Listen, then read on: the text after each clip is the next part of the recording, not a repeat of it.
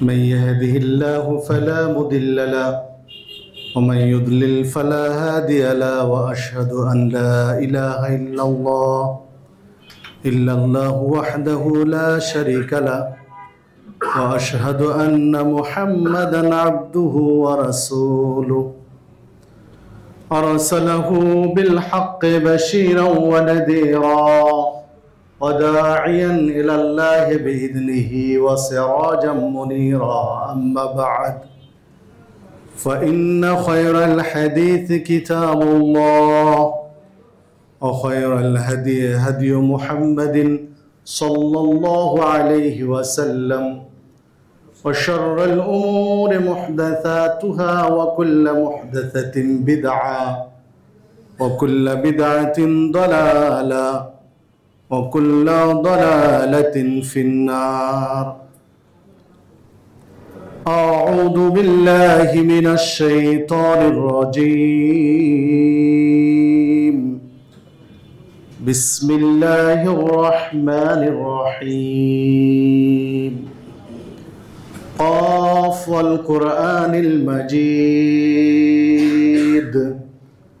بل عجبوا أن جاءهم منذر منهم فقال الكافرون هذا شيء عجيب أإذا متنا وكنا ترابا ذلك رجع بعيد قد علمنا ما تنقص الأرض منهم وعندنا كتاب حفيظ.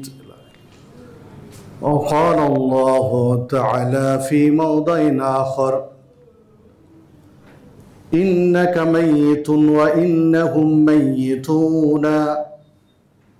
وقال الله تعالى في موضع آخر يا أيها الذين آمنوا اتقوا الله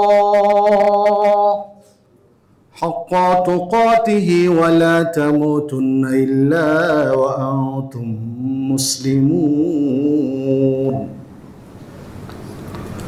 وقال النبي صلى الله عليه وسلم أكثروا ذكر هازم اللذات رواه الترمذي وابن ماجه والنسائي بإسناد صحيح। সম্মানিত জুমা জামাতের উপস্থিতি, সর্বাগ্রে সেই মহান রব্বুল আলামিনের শুকরিয়া আদায় করি যার অশেষ অনুগ্রহে সুস্থ শরীরে জুমার সালাতের জন্য মসজিদে উপস্থিত হওয়ার সুযোগ পেয়েছি, তাই সকলে বলি আলহামদুলিল্লাহ। অতঃপর দরুদ ও সালাম বর্ষিত হোক সর্বকালের সর্বশ্রেষ্ঠ মহামানব সৈয়দুল মুরসালিন খাতামুন নবীন রহমাতুল লিল আলামিন নবী মুহাম্মদুর রাসূলুল্লাহ সাল্লাল্লাহু আলাইহি ওয়াসাল্লামের প্রতি। সম্মানিত মুসল্লিবৃন্দ, আমি আপনাদের সামনে সূরা জুমারের 30 নম্বর আয়াত তেলাওয়াত করেছি, পাশাপাশি সূরা আলে ইমরানের 102 নম্বর আয়াত তেলাওয়াত করেছি। নবী মুহাম্মদুর রাসূলুল্লাহ সাল্লাল্লাহু আলাইহি ওয়াসাল্লামের মুখনিসৃত বাণীর মধ্যে হতে একটি হাদিস পেশ করেছি। এর আলোকে আজকে জুমায় আলোচনার বিষয় মরণকে স্মরণ, মৃত্যুকে স্মরণ। একজন মুমিনের মৃত্যুকে স্মরণ করা উচিত, মৃত্যুর জন্য প্রস্তুতি রাখা উচিত।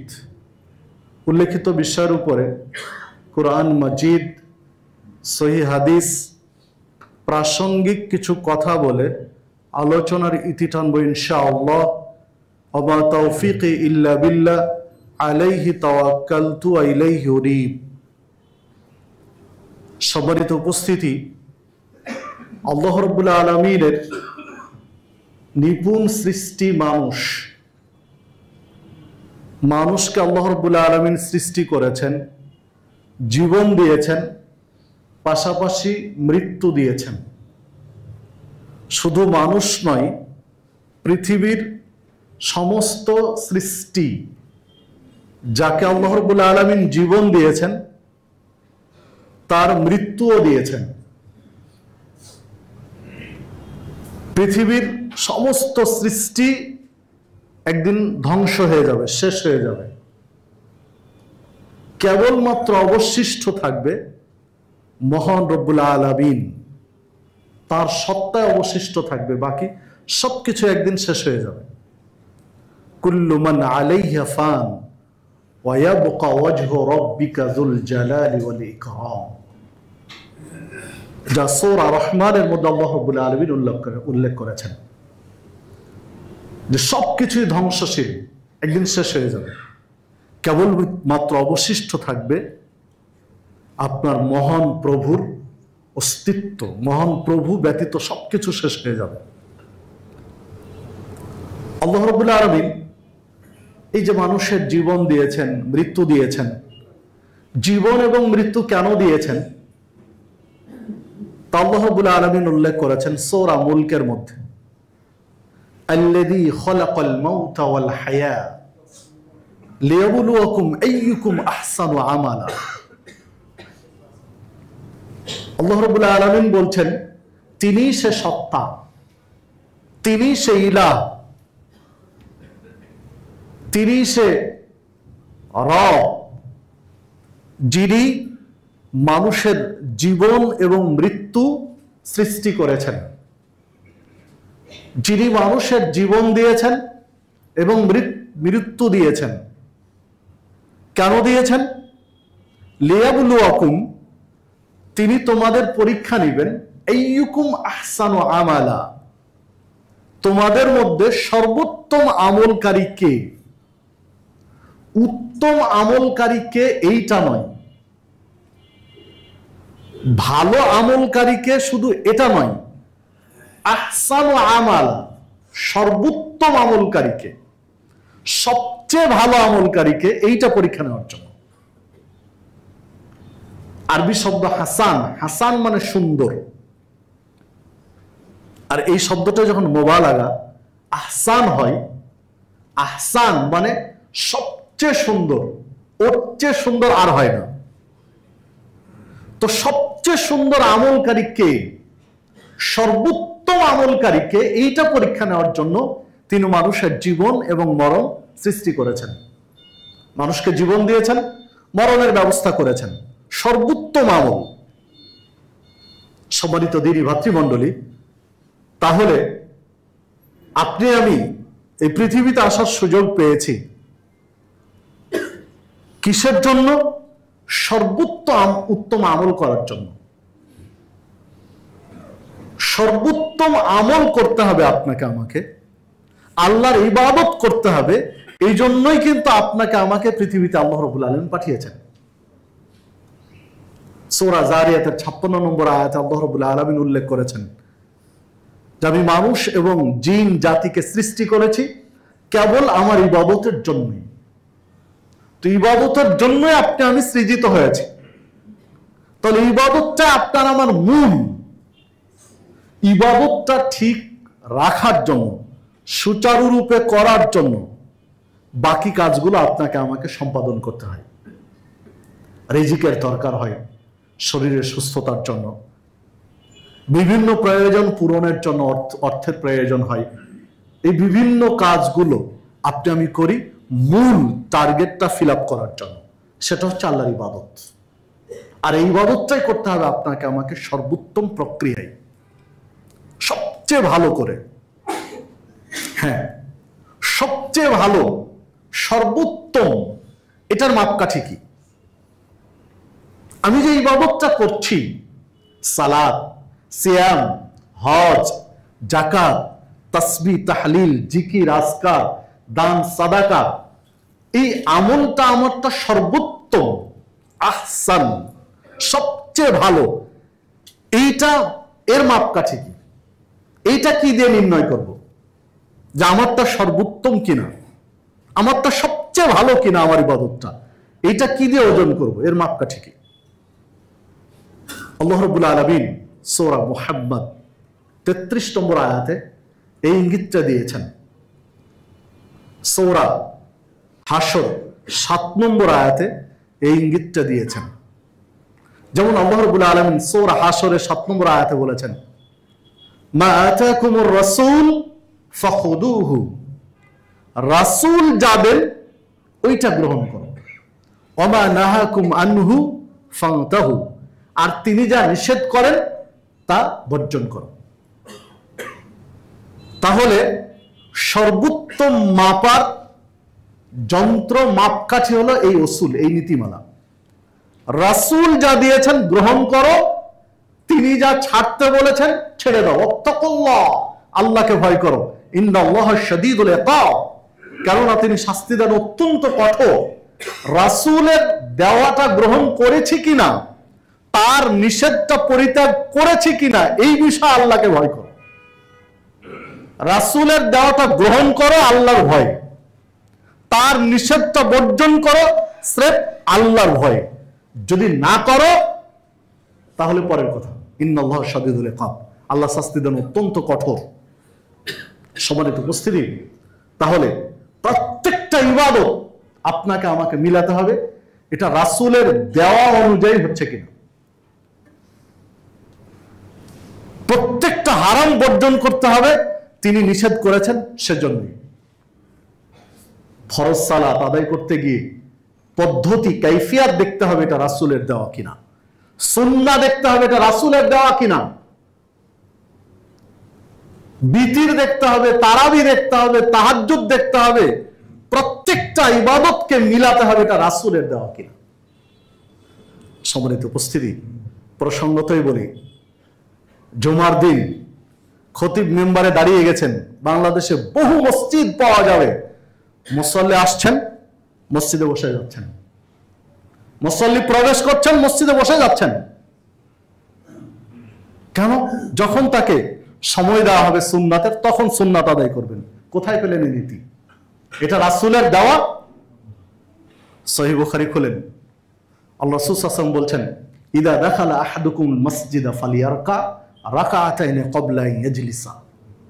সহিহ বুখারী, মুসলিম সহ প্রায় গ্রন্থ হাদিসটি রয়েছে যে যখন তোমাদের কেউ মসজিদে প্রবেশ করবে তখন 2 রাকাত সালাত না পড়ে যেন না বসে, বসার অনুমতি পাবে না 2 রাকাত না পড়ে। ঠিক অন্য আরেকটি বর্ণনায় রয়েছে, ইদা দাখালা আহাদুকুম মসজিদ, যখন তোমাদের কেউ মসজিদে প্রবেশ করবে, ফালা ইয়াজলিস, সরাসরি নিষেধ, ফালা ইয়াজলিস, সে যেন না বসে, হাত্তা ইয়ারকা রাকাতাইন, যতক্ষণ 2 রাকাত সালাত না পড়বে। এই বর্ণনা সহিহ বুখারী, যে মসজিদে প্রবেশ করে যেন না বসে 2 রাকাত সালাত না পড়া পর্যন্ত। সম্মানিত উপস্থিতি, তাহলে এসে মসজিদে বসে গেলাম, আপনাকে দেখতে হবে এটা রাসূল দিয়েছেন কিনা। যখন সুন্নাতের সময় দেওয়া হবে তখন সুন্নাত পড়ব, এটা রাসূল দিয়েছেন কিনা এটা আপনাকে দেখতে হবে। এটা তিনি দেননি, বরং তিনি এটা নিষেধ করেছেন। ফালা ইয়াজলিস, যেন না বসে, যেটা নিষেধাজ্ঞা। সরাসরি নাকচ করেছেন, যেন না বসে 2 রাকাত সালাত না পড়ে। জুমার দিনের আলোচনায় অন্য জায়গায় রাসূল সাল্লাল্লাহু আলাইহি ওয়াসাল্লাম বলেছেন যে যদি খতিব মেম্বারে দাঁড়িয়ে যান তাহলেও যেন 2 রাকাত সালাত পড়ে, তবে একটু সংক্ষিপ্ত করে। খতিব মেম্বারে দাঁড়ানোর আগে আপনি কতটুকু লম্বা করবেন, রুকু, সিজদা, কিয়াম, আপনার স্বাধীনতা, আপনার ইখতিয়ার। কিন্তু যখন খতিব মেম্বারে দাঁড়িয়ে গেছেন তখন আপনার ইখতিয়ার নয়, তখন রাসূল দিচ্ছেন কি, সংক্ষেপ করো 2 রাকাত সালাত, সংক্ষিপ্ত পরিসরে 2 রাকাত সালাত পড়ে তারপরে বসো। মানে খতিব মেম্বারে দাঁড়িয়ে গেলেও আপনাকে 2 রাকাত সালাত আদায় করে বসতে হবে, এটা রাসূল দিয়েছেন। এটা হলো মাপকাঠি। মা আতাকুমুর রাসূল ফাখুদুহু, রাসূল যাদের ওইটা গ্রহণ করো। অধিকাংশ মসজিদে আপনার এই সুন্নাহ মানা হয় না। অধিকাংশ মসজিদে খতিব মেম্বারে এই কথা বলে না, অধিকাংশ খতিব। সম্মানিত উপস্থিতি, এই জন্য আল্লাহ রাব্বুল আলামিন বলছেন আহসানু আমালা, সর্বোত্তম আমল, এইটা পরীক্ষা নেবেন। আল্লাহ রাব্বুল আলামিন সূরা মুহাম্মাদের 33 নম্বর আয়াতে বললেন, ইয়া আইয়ুহাল্লাযীনা আমানু তাকুল্লাহ, ইয়া আইয়ুহাল্লাযীনা আমানু, হে ঈমানদারগণ, আতিউল্লাহ ওয়া আতিউর রাসূল, তোমরা আল্লাহর আনুগত্য করো এবং রাসূলের অনুসরণ করো, ওয়ালা তুবতিলু আমালাকুম, তোমাদের আমলগুলো বাতিল করে দিও না। আল্লাহকে মান্য করো, রাসূলের অনুসরণ করো, আমলগুলো বরবাদ করে দিও না। উসুল, নীতিমালা, আপনার আমলটা আহসান, সর্বোত্তম হচ্ছে কিনা এটা দেখতে হবে, যে আল্লাহ রাব্বুল আলামিনের যে নির্দেশনা সে অনুযায়ী হয়েছে কিনা, রাসূলুল্লাহ সাল্লাল্লাহু আলাইহি ওয়াসাল্লামের পদ্ধতি মতো হয়েছে কিনা। এই দুইটা দিক যদি থাকে তাহলে আমলটা হচ্ছে আহসান, আর এই দুইটা না থাকে তাহলে আহসান নয়। প্রসঙ্গত বলে রাখি, মাত্র 2-3 দিন আগে একটা আলোচনায় এক প্রশ্নের মুখোমুখি হলাম। ওস্তাদ ছাত্রদেরকে নির্দেশ দিয়েছেন ফজরের সালাতে গিয়ে আগে সুন্নাত পড়তে হবে, এরপরে ফজরের জামাতে দাঁড়াতে হবে। যদি মনে হয় যে সুন্নাত পড়ে কোন রকম শেষ বৈঠকের শেষ অংশ ধরতে পারবো, তাহলেও তাকে সুন্নাত পড়ে তারপরে ফরজ পড়তে হবে।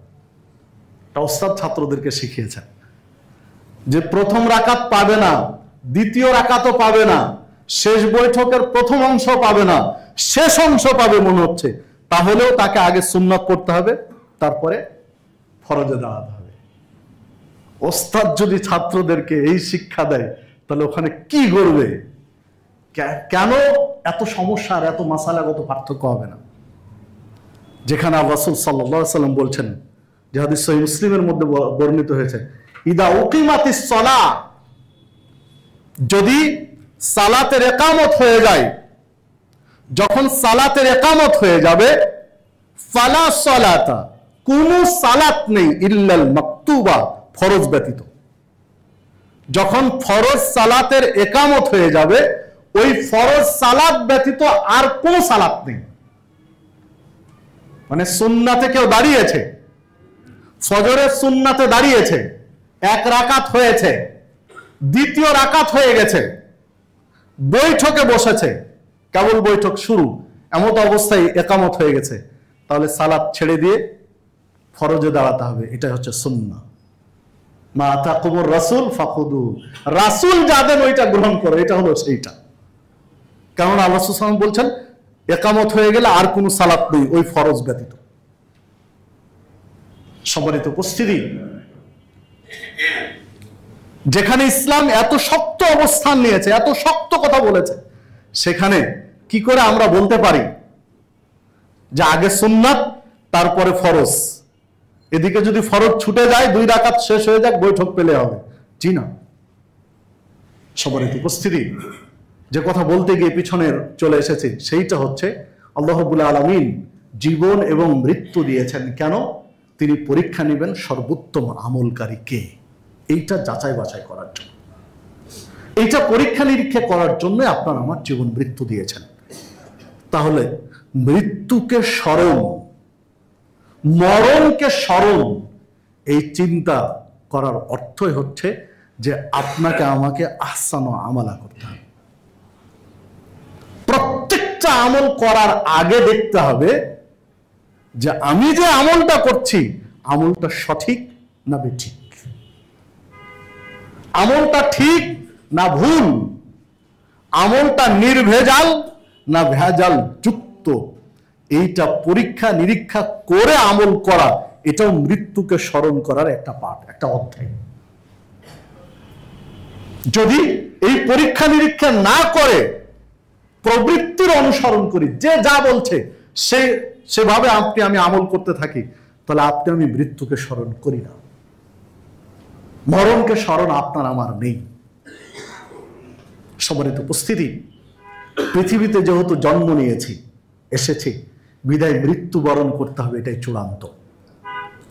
সূরা জুমার 30 নম্বর আয়াতে আল্লাহ রাব্বুল আলামিন উল্লেখ করেছেন, ইন্নাকা মাইয়িতুন ওয়া ইন্নাহুম মাইয়িতুনা, নিশ্চয় আপনারও মৃত্যু হবে, তাদেরও মৃত্যু হবে।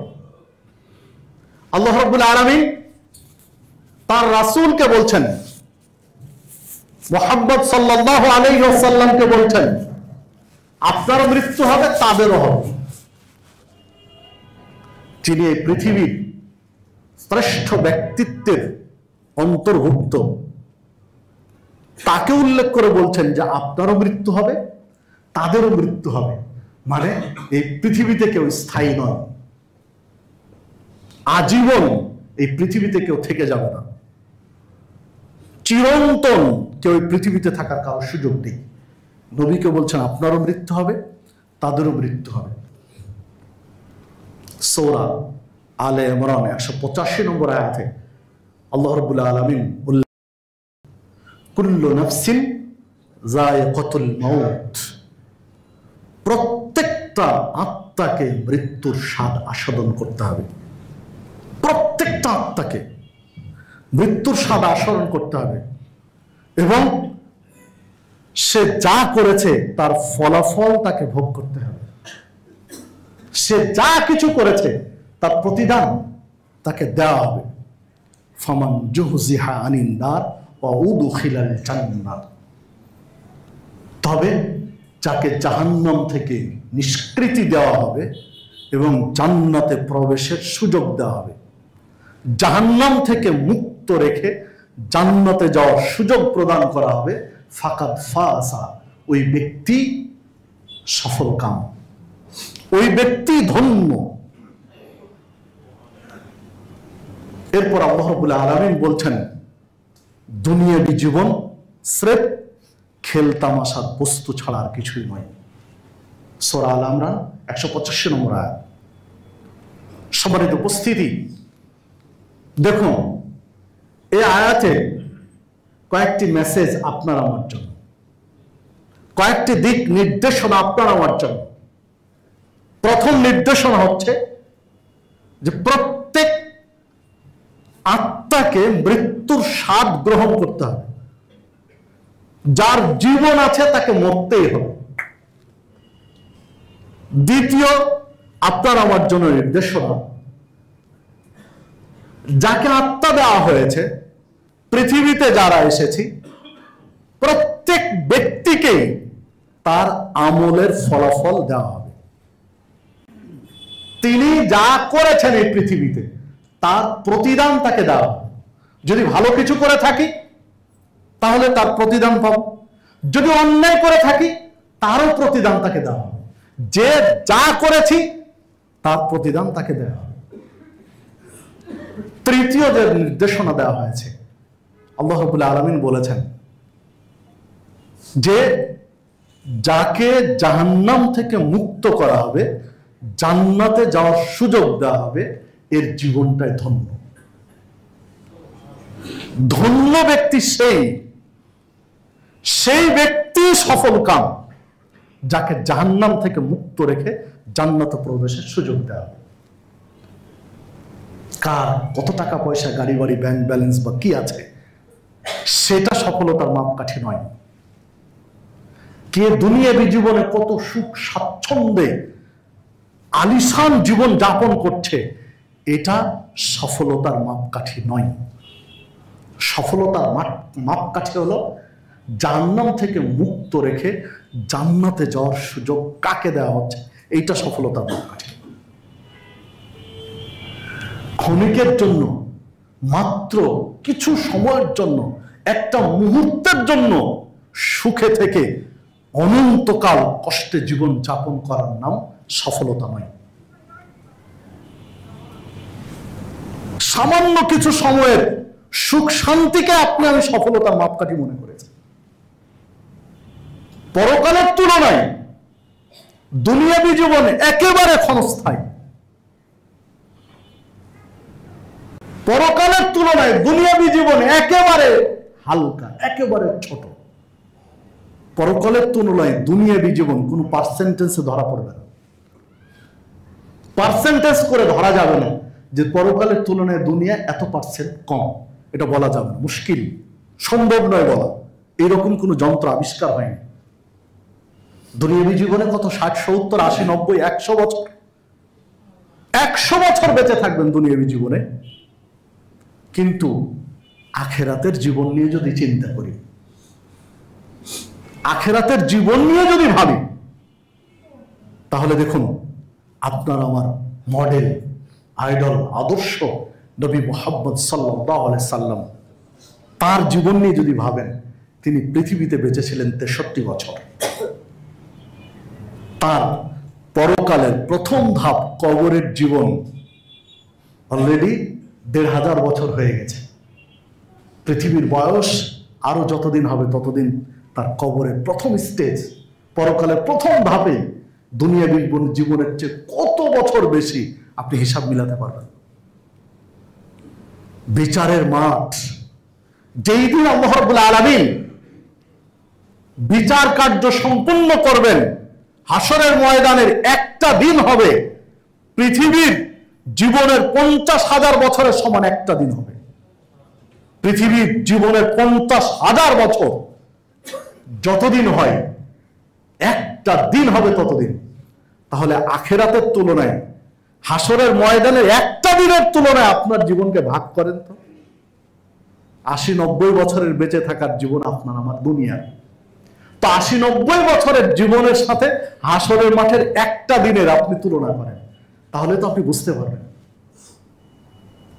তাই এই বয়সের মধ্যে 30, 40, 90, 60, 70, 100 বছরের জন্য, সুখ স্বাচ্ছন্দ্যের জন্য আপনি আমি দিন ধর্মকে উপেক্ষা করে মন যাচাই তাই করি, ন্যায় অন্যায়, অন্যায়কে অন্যায় মনে করি না, অপরাধকে অপরাধ মনে করি না, হারামকে হারাম মনে করি না। যে কোনো উপায়ে আপনি আমি নিজেকে প্রতিষ্ঠিত হতে হবে, সফল হতে হবে। যে কোনো উপায়ে আপনাকে আমাকে দুনিয়ায় সুখী হতে হবে, ব্যস্ত হয়ে পড়ে আছে। কিন্তু ভাবি না যে দুনিয়ায় যা করেছি এর প্রতিদান আপনাকে আমাকে পেতে হবে, এই চিন্তা মাথায় নেই। এই জন্য আপনার আমার মৃত্যুকে স্মরণ দরকার। নবী মুহাম্মদ সাল্লাল্লাহু আলাইহি ওয়াসাল্লাম সাহাবীদের নসিহা করতে গিয়ে বলছিলেন, আকসিরু যিকরা হাযিবিল লাযাত, তোমরা অধিক হারে স্মরণ করো দুনিয়ার স্বাদকে বিনাশকারী জিনিসটাকে স্মরণ করো। দুনিয়ার স্বাদ, পৃথিবীর সুখ স্বাচ্ছন্দ্যকে নস্যাৎ করে দিতে পারে, ওই জিনিসটাকে বেশি বেশি স্মরণ করো। আকসিরু নির্দেশ দিচ্ছেন, আকসিরু যিকরা, ওই জিনিসটাকে বেশি বেশি স্মরণ করো। হাযিবিল লাযাত, যে জিনিসটা দুনিয়ার স্বাদকে নষ্ট করে দেয়, সেটা হলো মৃত্যু। যে হাদিস আবু দাউদ, তিরমিজি, নাসাই, ইবনে মাজার মধ্যে বর্ণিত হয়েছে, হাদিস সহিহ। অধিক পরিমাণ স্মরণ করো মৃত্যুকে, কেননা মৃত্যু তোমার দুনিয়ার স্বাদকে কমিয়ে দিবে, ছোট করে দিবে। যখনই পাপ কাজ করতে মন চাইবে, প্রবৃত্তি পাপের দিকে নিজেকে ধাবিত করবে, তখনই আপনি মৃত্যুকে স্মরণ করেন। পাপ থেকে বেঁচে যাওয়া সহজ,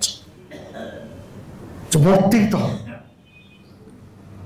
মরণ তো হবে আপনার আমার, কেউ তো বেঁচে নেই। আজ থেকে 10 বছর আগে এখানে বহু মুসল্লি রয়েছেন যারা 10 বছর যাবত আলামিন মসজিদের মুসল্লি। তো 10 বছর আগে চিন্তা করেন, 10 বছর আগে প্রথম সারিতে যারা মুরব্বী ছিলেন, এখন আপনারা যারা মুরব্বী, তারা 10 বছর আগে যাদেরকে মুরব্বী রেখেছিলেন এই প্রথম সারিতে, দেখেন তারা হয়তো কেউ নেই, ইল্লা মাশাআল্লাহ। 10 বছর আগে প্রথম সারির সবচেয়ে মুরব্বী মুসল্লি যারা ছিলেন, ওরা হয়তো এখন বেঁচে নেই। তারা কোথায়? তাদের মূল ঠিকানায় চলে গেছেন। সম্মানিত উপস্থিতি, এখন আপনি আমি প্রথম সারিতে মুরব্বী, সবচেয়ে বেশি মুরব্বী। তাহলে আর 10 বছর পরে হয়তোবা আপনার আমার এই সারিতে থাকা হবে না। আর 10 বছর পরে আপনার আমার এই সারিতে জায়গা হবে না। জায়গা হবে কোথায়? 3.5 হাত মাটির নিচে। ওটাই মূল ঠিকানা।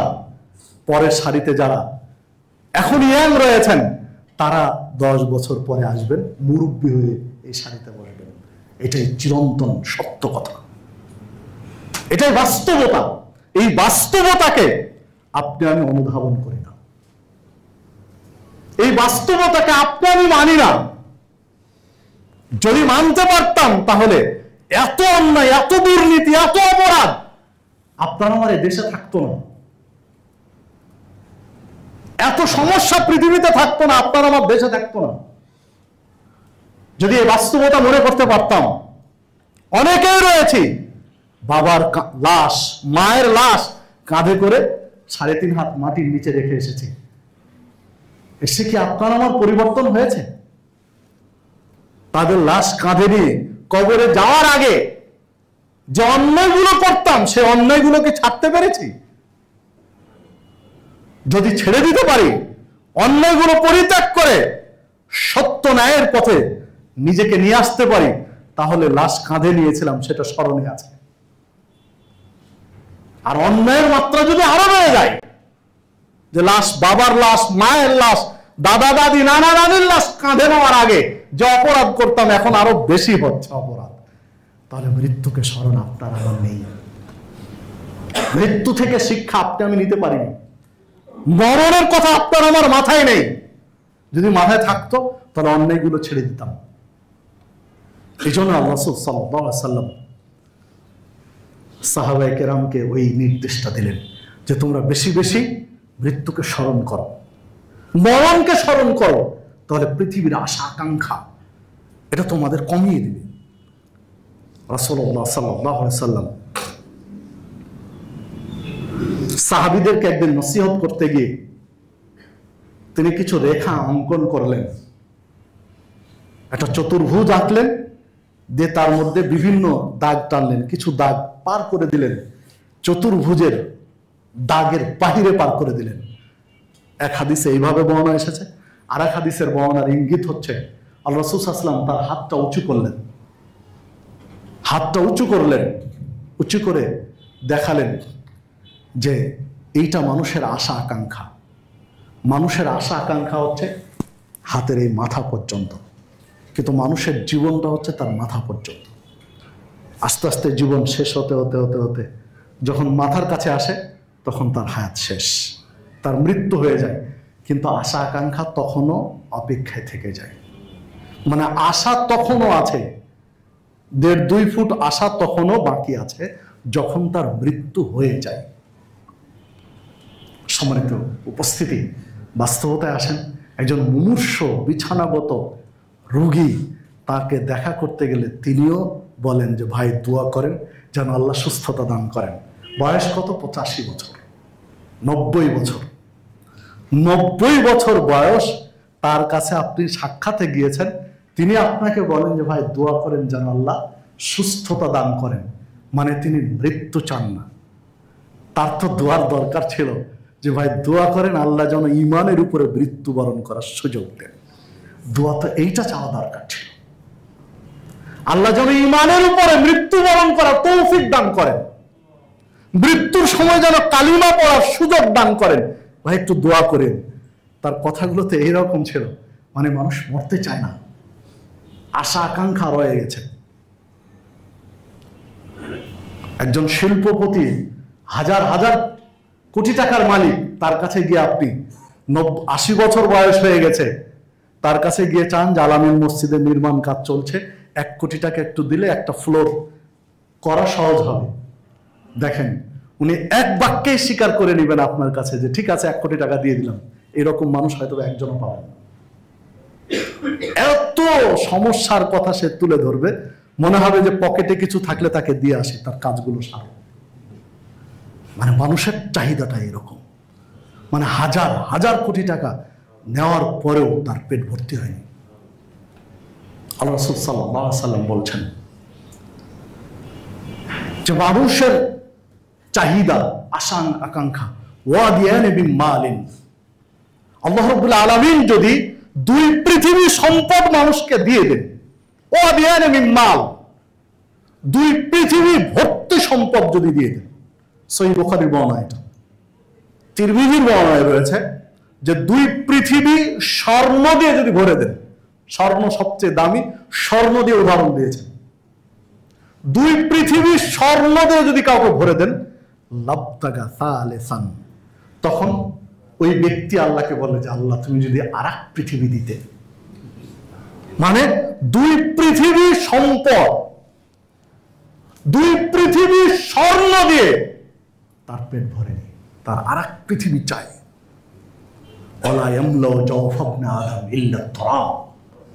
এই আদম সন্তানের পেট কেউ ভরাতে পারবে না মাটি ছাড়া। মাটি ছাড়া আদম সন্তানের পেট ভরবে না।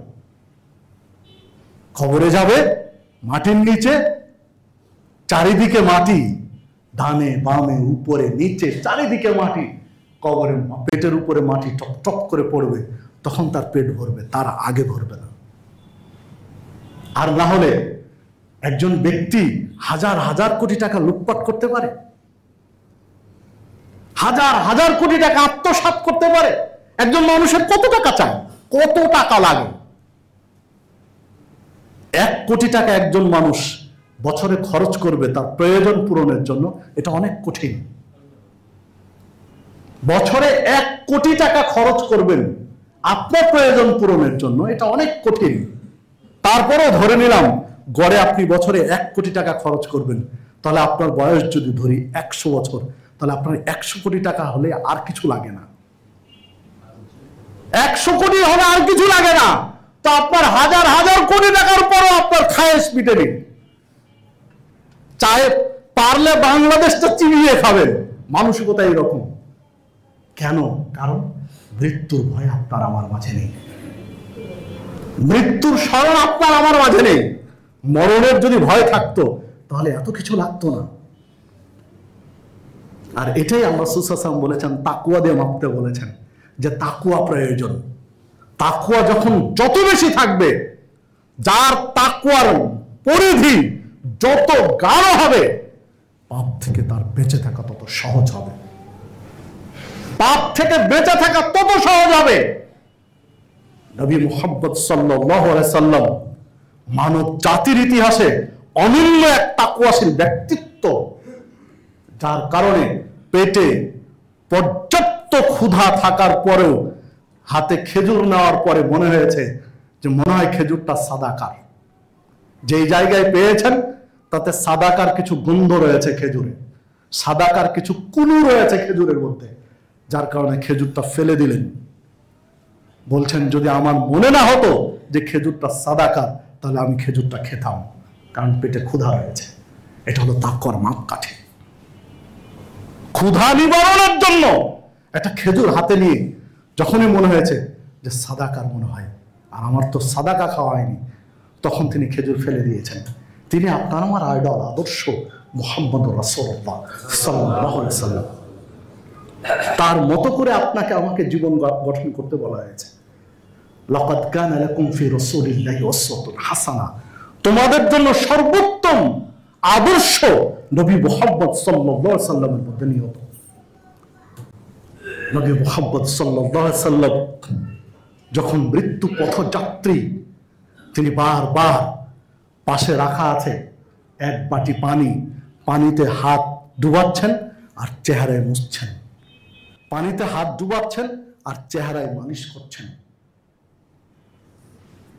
এই দৃশ্য যখন ফাতেমা রাদিয়াল্লাহু আনহা দেখছেন, ফাতেমা রাদিয়াল্লাহু আনহা অস্থির হয়ে গেছেন যে পৃথিবীর এই শ্রেষ্ঠ ব্যক্তিত্ব, তার বাবা মুহাম্মদ সাল্লাল্লাহু আলাইহি ওয়াসাল্লাম মৃত্যুর যন্ত্রণায় হাত ডুবিয়ে মুখে মালিশ করছেন, এই যন্ত্রণা তিনি সইতে পারছেন না। তখন মুহাম্মদ সাল্লাল্লাহু আলাইহি ওয়াসাল্লাম কন্যা ফাতেমা রাদিয়াল্লাহু আনহাকে সান্ত্বনা দিচ্ছেন যে তুমি কষ্ট পেও না, তোমার বাবা যে যন্ত্রণা ভোগ করছে কিছুক্ষণ পরে তার যন্ত্রণা শেষ হয়ে যাবে, আর কোনদিন কষ্ট পাবে না, আর কোনদিন তার কষ্ট হবে না, কোনদিন তার এই কষ্ট হবে না যে কষ্টে এখন আছে। আর তিনি যে কষ্ট ভোগ করছেন কিয়ামত পর্যন্ত প্রত্যেকটা প্রাণীকে কষ্টের মুখোমুখি হতে হবে, এই মৃত্যু সাদা সাধন করতে হবে। তো নবী মুহাম্মদ সাল্লাল্লাহু আলাইহি ওয়াসাল্লাম তিনিও এই যন্ত্রণা থেকে, পরিস্থিতি থেকে মুক্ত ছেলেটা, তাকে পাড়ি দিতে হয়েছে। তিনি আপনার আমার জন্য আদর্শ। তার এক একটা ঘটনা, এক একটা ইতিহাস। তা আপনাকে আমাকেও তো এই পথ পাড়িয়ে দিতে হবে, এই জায়গায় যেতে হবে। তার জন্য আপনি আমি কি প্রস্তুতি নিয়েছি? আল্লাহ রাব্বুল আলামিন আপনাকে আমাকে সুযোগ দেন, ছাড় দেন, কিন্তু তিনি যেদিন ধরবেন সেদিন তো মুক্তির কোনো পথ থাকবে না, বাঁচার কোনো রাস্তা আর অবশিষ্ট থাকবে না। যা সূরা নাহাল 61 নম্বর আয়াত আল্লাহ রাব্বুল আলামিন উল্লেখ করেছেন, ওয়ালাউ ইউআখিদুল্লাহুন নাসা বিযুলমিহিম, আল্লাহ যদি মানুষের জুলুমের কারণে, অত্যাচারের কারণে, মানুষের অন্যায় অপরাধের কারণে যদি আল্লাহ কাউকে ধরতেন, যে অন্যায় করেছে, জুলুম করেছে, অপরাধ করেছে, পাপ করেছে, সীমা লঙ্ঘন করেছে, বিধায় তাকে আমি ধরবো, যদি আল্লাহ ধরতেন, তাহলে মা তারাকা আলাইহি মিন দাব্বা, কোন প্রাণী সামনে চলতে পারতো না, কোন প্রাণী টিকে থাকতো না। যদি অপরাধ করার সাথে সাথে তিনি ধরতেন, একজন ব্যক্তি অপরাধ করার সাথে সাথেও যদি তিনি পাকড়াও করতেন, তাহলে কোন প্রাণী সামনে চলার সুযোগ পেত না, তার পাকড়ার অন্তর্ভুক্ত হয়ে যেতেন। ওয়ালাকিন্না ইউআখিরুহুম ইলা আজালিন মুসাম্মা, বরং তিনি তার যে প্রতিশ্রুতি সময়, একটা মানুষের জীবন এবং মরণ, একটা ব্যবধান তিনি প্রতিশ্রুতি দিয়েছেন, এই নির্দিষ্ট সময় পর্যন্ত তাকে অবকাশ দেন। যাকে যতটুকু অবকাশ দিতে চেয়েছেন, হায়াত দিয়েছেন, তার তাকদীর লিখেছেন, সে সময় পর্যন্ত আল্লাহ তাকে অবকাশ দেন। ফাইদা জাআ আজালুহুম, যখন তার এই নির্দিষ্ট সময় হয়ে যায়, যাকে যতটুকু সময় দেওয়া হয়েছে, এই সময়টা যখন হয়ে যায়, লা ইস্তাখিরুনা সাআতান ওয়া লা ইস্তাকদিমুন, তখন এক মুহূর্ত পিছনেও যায় না, আগেও আসে না, ঠিক তার সময়ে তাকে আল্লাহ তুলে দেন। সম্মানিত উপস্থিতি, তাহলে দেখুন, অন্যায়ের জন্য যদি তিনি পাকড়াও করতেন, তাহলে আপনার আমার বাঁচার কোনো সুযোগ ছিল না। যে অপরাধ আপনি আমি করি, যত অন্যায় আপনি আমি করি, তা বাঁচার সুযোগ ছিল না। আজাজিল শয়তান, তাকে আল্লাহ তার রহমত থেকে বঞ্চিত করেছেন কয়টা অন্যায়ের জন্য, কয়টা অপরাধের জন্য? স্রেফ একটা, আল্লাহর একটা নির্দেশ অমান্য করার জন্য অভিশাপ দিয়ে তার রহমত থেকে তাকে বঞ্চিত করেছেন। সিজদা দিতে বললেন আদম আলাইহিস সালামকে, আল্লাহর এই নির্দেশকে উপেক্ষা করে সে যুক্তি খাড়া করলো, আদমকে সিজদা করবে না সেজন্যই। এই একটা নির্দেশ অমান্য করার জন্য আল্লাহ তাকে অভিশাপ দিয়ে তার রহমত থেকে স্থায়ীভাবে বঞ্চিত করেছেন। আল্লাহ আপনাকে আমাকে নির্দেশ দিয়েছেন 5 ওয়াক্ত সালাত আদায় করার জন্য, 5 দিনে রাতে 5 বার আল্লাহকে সিজদা দেওয়ার জন্য নির্দেশ দিয়েছেন। আপনি আমি কত সিজদাকে উপেক্ষা করেছি। জোহর পড়েছি তো আসর নেই, আসর পড়েছি তো মাগরিব নেই, মাগরিব পড়েছি তো এশার ফজর খবর নেই। কতদিন হয়েছে, যদি আল্লাহ পাকড়াও করতেন তাহলে আপনি আমি টিকতে পারতাম না।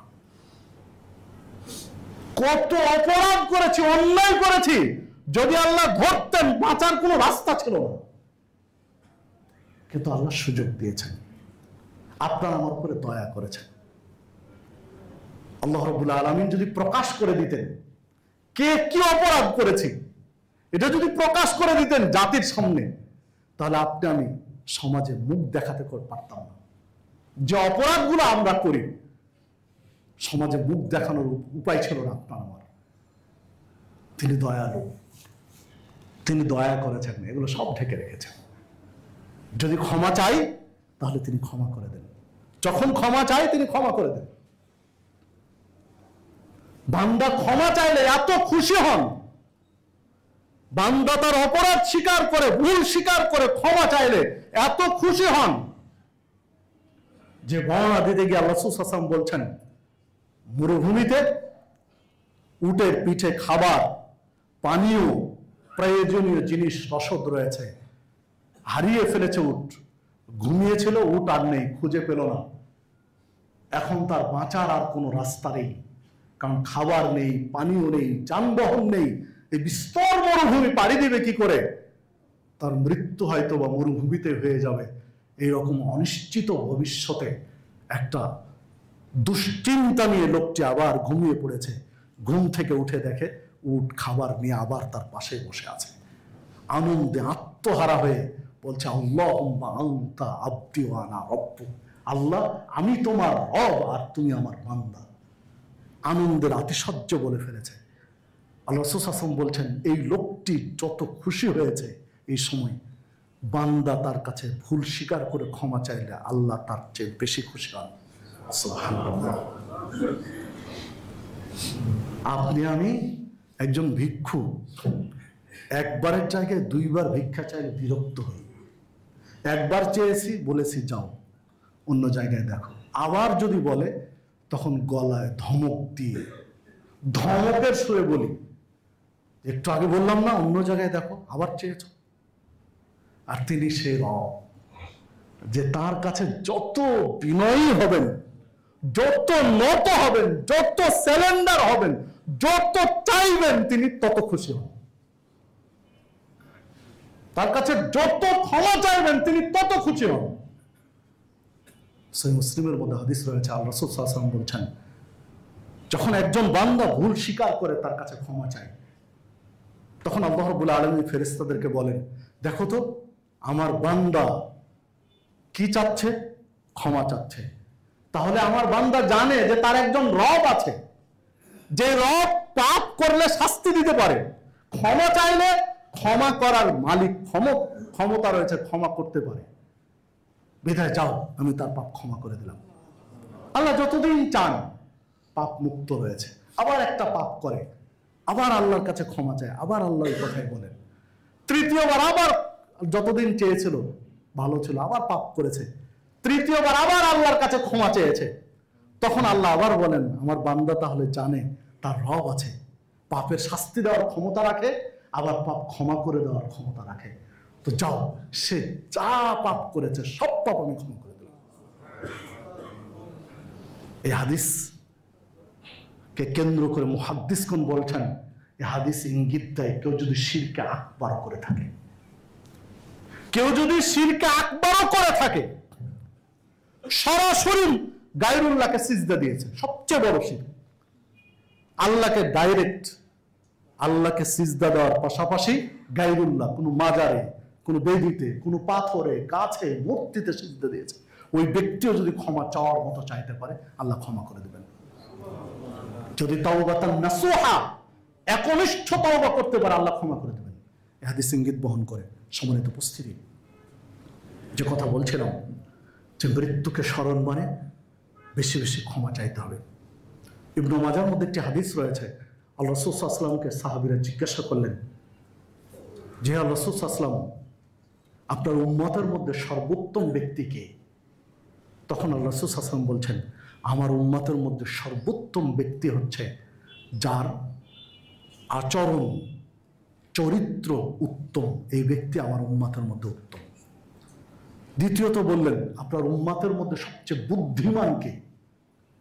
তখন আল্লাহ রাসূল সাল্লাল্লাহু আলাইহি ওয়াসাল্লাম বলছেন, সবচেয়ে বুদ্ধিমান হলো যে ব্যক্তি পরকালের পাথেও সঞ্চয় করে পাড়ি দেওয়ার জন্য, পরকালে সফল হওয়ার জন্য পরকালের পাথেও মজুদ রাখে, ঠিক রাখে, এই ব্যক্তি সবচেয়ে বুদ্ধিমান। দুনিয়ায় শিল্পপতি হওয়ার চেয়ে আখেরাতে যে শিল্পপতি, এই লোকটা বেশি বুদ্ধিমান। দুনিয়ায় প্রাচুর্যের মালিক হওয়ার চেয়ে আখেরাতে প্রাচুর্যের মালিক হওয়ার যে স্বপ্ন দেখেছে, এই লোকটাই সবচেয়ে বুদ্ধিমান। যে হাদিস ইবনে মাজার মধ্যে রয়েছে। অন্য আরেকটি বর্ণনায় রয়েছে, আল্লাহ রাসূল সাল্লাল্লাহু আলাইহি ওয়াসাল্লাম বলেছেন, বিচারের মাঠে ওই ব্যক্তি সফল যার আমল নামায় ইস্তেগফার বেশি থাকবে, ক্ষমা প্রার্থনা, ইস্তেগফার যার আমল নামায় যত বেশি, ওই লোকটি বিচারের মাঠে তত সফল। সম্মানিত উপস্থিতি, সহিহ বুখারী মুসলিমের মধ্যে রয়েছে, আল্লাহ রাসূল সাল্লাল্লাহু আলাইহি ওয়াসাল্লাম দৈনিক 70 থেকে 100 বার ক্ষমা প্রার্থনা করতেন, ইস্তেগফার পাঠ করতেন, আল্লাহর কাছে ক্ষমা চাইতেন। অথচ তিনি নিষ্পাপ। তার আগের পরের বর্তমান সব পাপ আল্লাহ ক্ষমা করে দিয়েছেন। তারপরেও তিনি দৈনিক 70 থেকে 100 বার ক্ষমা চাইতেন। আপনার আমার কত পাপ রয়েছে, দৈনিক 15-20 বার ক্ষমা চাওয়া হয়তো বা পাওয়া মুশকিল। তাহলে আপনার আমার তো ক্ষমা চাইতে হবে। মৃত্যুকে স্মরণ করতে পারলে এটা সম্ভব।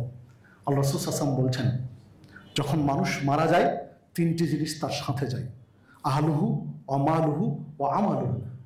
তার সাথে কবর পর্যন্ত তার পরিবার পরিজন, আত্মীয় স্বজন, গুণগ্রাহী কবর পর্যন্ত যায়। অমালুহু, কিছু সম্পদ যায়, প্রয়োজনীয় কিছু সম্পদ সাথে যায়। ও আমালুহু, তার আমল সাথে যায়। ফায়ারজু ইসনান ওয়া ইয়াবকা মা হুয়া ওয়াহিদ। 2টি জিনিস কবরের পাশ থেকে ঘুরে চলে আসে, ব্যাক করে। আহলুহু ওয়া মালুহু, তার আত্মীয় স্বজন, গুণগ্রাহী, বন্ধু বান্ধব যারা গেছে তারা কবরের পাশ থেকে ঘুরে আসে। ওয়া মালুহু, যে সম্পদগুলো সাথে গিয়েছিল সে সম্পদগুলো কবরের পাশ থেকে ঘুরে আসে। কিন্তু ওয়ায়াবকা মা হুয়া ওয়াহিদ, তার কবরে তার সাথে একটা জিনিস থেকে যায়, ওয়া আমালুহু, তার আমল, তার কৃতকর্ম থেকে গিয়ে বাকি চলে আসে। আপনার আমার কৃতকর্ম কি তৈরি করছে এইটা একটু চিন্তা করা উচিত, যা আগামী দিনের জন্য কি পাথর সঞ্চয় করেছে। আল্লাহ রাব্বুল আলামিন বলছেন, মানুষ জানে না বেআইয়ি আরদিন তামুত, সে কোথায় মৃত্যুবরণ করবে, কখন মৃত্যু হবে, কোথায় মৃত্যু হবে, কেউ জানে না। যদি জানতাম তাহলে না হয় একটা দিক থাকতো, ভাবা থাকতো যে মৃত্যুর আগে তওবা করে ক্ষমা চেয়ে ফ্রেশ হয়ে মারা যাব। তো যেহেতু জানি না, যেহেতু কেউ জানি না যে আপনার আমার মৃত্যু কখন হবে, এই জন্য আপনার আমার সব সময় মৃত্যুর জন্য প্রস্তুত থাকা উচিত। যদি আজকে মৃত্যু হয়ে যায়, আজকে রাতে যদি মৃত্যু হয়ে যায়, জুমার পরে যদি মৃত্যু হয়ে যায়, আজকে জুমায় যদি আপনার আমার মৃত্যু হয়ে যায়, তাহলে কবর পাড়ি দিতে পারবো কিনা, বিচারের মাঠ পাড়ি দিতে পারবো কিনা, এই চিন্তা যার মাথায় রয়েছে, এই চিন্তার আলোকে যে জীবন সাজিয়েছে, এই লোকটি ধন্য। এই দিকগুলো আল্লাহ রাসূল সাল্লাল্লাহু আলাইহি ওয়াসাল্লাম উল্লেখ করেছেন বিভিন্ন হাদিসে বিভিন্নভাবে। কেউ জানে না। এই যে বিমানবন্দরে আগুন লেগে গেল, অনেক মানুষও মারা গেলেন, কেউ কি তারা জানতো যেভাবে আমাদের মৃত্যু হবে? এই ক্ষমা প্রার্থনার সুযোগ কি তারা পেয়েছিল? যে বিভিন্ন ভবনে আগুন লাগছে, রোড অ্যাক্সিডেন্ট হচ্ছে প্রতিনিয়ত, তারা কি কেউ জানতো যে রোড অ্যাক্সিডেন্ট হবে, মারা যাবো? কেউ জানতো না। পাপ করতে করতে আপনার আমার অন্তরে এমন ভাবে মরিচা পড়েছে যে পাপকে আর পাপ মনে হয় না, কলিজা পৌঁছে গিয়েছে। তাহলে ভাবতে পারেন, মর্গে একটা লাশের সাথে একজন মানুষ ব্যভিচার করতে পারে, ধর্ষণ করতে পারে?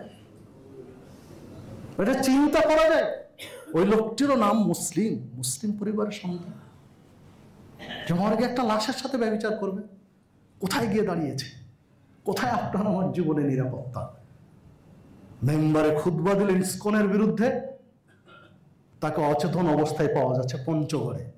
এটা কোনো দিক হলো? শুধু গাল ফুলিয়ে বলছি 90% মুসলিম। কিসের 90% মুসলিম? সম্মানিত উপস্থিতি, আসুন আমরা যে যার জায়গা থেকে সচেতন হই, না হলে আগামী দিন আপনার আমার জন্য আরো কঠিন। আল্লাহ রাসূল সাল্লাল্লাহু আলাইহি ওয়াসাল্লাম যে ভবিষ্যৎবাণী করেছিলেন যে ঈমান নিয়ে বেঁচে থাকা হাতের তালুতে জ্বলন্ত অঙ্গার নিয়ে বেঁচে থাকার মতো, হয়তোবা সেই দিনগুলো আপনার আমার জন্য অপেক্ষা করছে। আসুন আমরা সচেতন হই, মৃত্যুর জন্য নিজেকে সবসময় প্রস্তুত রাখি, যে মৃত্যু হয়ে গেলে যেন পরকাল পাড়ি দিতে পারি, সেভাবে জীবন গঠন করি। আল্লাহ রাব্বুল আলামিন সকলকে সেই তৌফিক দান করুন। আল্লাহ রাব্বুল আলামিন আপনাকে আমাকে সিরাতে মুস্তাকিমের পথিক হিসেবে কবুল করুন। আপনার আমার কৃত অপরাধগুলো আল্লাহ রাব্বুল আলামিন ক্ষমা করে দিন। জান্নাতি ব্যক্তিদের তালিকায় আপনাকে আমাকে অন্তর্ভুক্ত করে দিন। আমিন। আকুলু কওলি হাযা আস্তাগফিরুল্লাহ।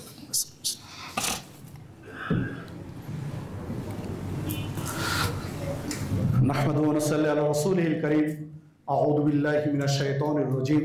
ما كان محمد أبا أحد من رجالكم ولكن رسول الله وخاتم النبيين وكان الله بكل شيء عليما إن الله وملائكته يصلون على النبي يا أيها الذين آمنوا صلوا عليه وسلموا تسليما اللهم صل على محمد وعلى آل محمد كما صليت على إبراهيم وعلى آل إبراهيم إنك حميد مجيد اللهم بارك على محمد وعلى آل محمد كما باركت على إبراهيم وعلى آل إبراهيم إنك حميد مجيد اللهم انصر من نصر دين محمد صلى الله عليه وسلم واجعلنا منهم واخذل من خذل دين محمد صلى الله عليه وسلم ولا تجعلنا منهم اللهم انصر الإسلام والمسلمين واخذل الكفرة اليهود والنصارى المشركين اللهم اعز الإسلام والمسلمين واخذل الكفرة اليهود والنصارى المشركين عباد الله رحمكم الله إن الله يأمركم بالعدل والإحسان وإيتاء ذي القربى وينهى عن الفحشاء والمنكر والبغي يعظكم لعلكم تذكرون ولا ذكر الله تعالى ولا وأضل وأتم وأكبر